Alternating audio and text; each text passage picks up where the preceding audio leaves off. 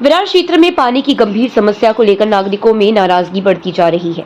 सहकार नगर और फुलपाड़ा क्षेत्र के रहवासियों ने महानगर पालिका आयुक्त से जीवदानी पानी की टंकी को तत्काल शुरू करने और पूरे मामले की जांच कराने की मांग की है।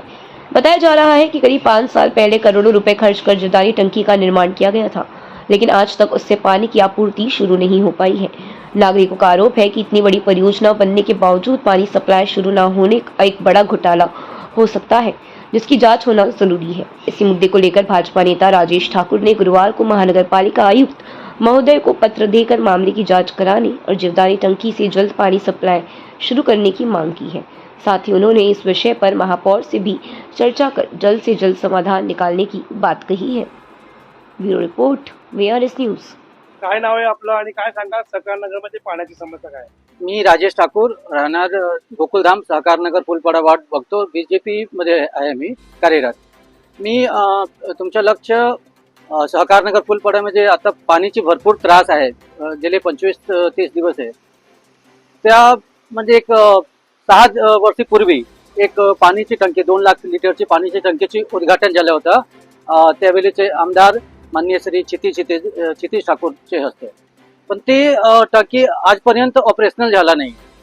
त्याच्याबद्दल मी आयुक्त महोदयाकडे हे निवेदन पण दिलं आहे आणि जर निवेदन पर तो चालू नाही झाला तर आम्ही उपोषण आणि मोर्चा काढणार आहे। आपण याबाबत तक्रारी कधी केलेल्या आहेत का? हो, आयुक्तकडे दिलं आहे, लिखित म्हणजे असा व्हॉट्सअपवर दिला आहे आणि लिखित मध्ये पण दिलं आहे। आश्वासन नाही मिळालं आहे आतापर्यंत, काही लिखित मध्ये आश्वासन झाला नाहीये। ते बोलले की हा बघतो मी काय आहे ते। बघा, वार्ड आता ते जे महापौर आहे अजी पाटीलजी आणि प्रफुल्ल साने ही आधी सभापती होते पाणी पुरवठा विभागाचे आणि करोडोचे लागत ते जे टाकी कळवलं की हो त्याने सर्वांनी माहित आहे। आम्ही खूप प्रयत्न केलो, ते टंकी ऑपरेशनल झाले। बघा, एकदा ते टाकी ऑपरेशनल झाला ना, ते सहकार नगर फुलपाडा एरियाची जे पाण्याची जी समस्या आहे एकदम कम्प्लीट पूर्णतः कम्प्लीट होईल, म्हणजे समाप्त होईल। कधी पाण्याची त्रास होणार नाही।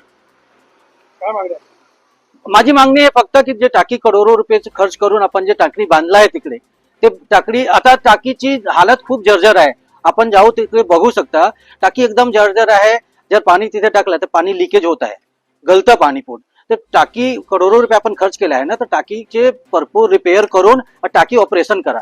ऑपरेशनल झाला ना की आमच्या जे लोक आहे त्याची पाण्याची त्रास मिटेल।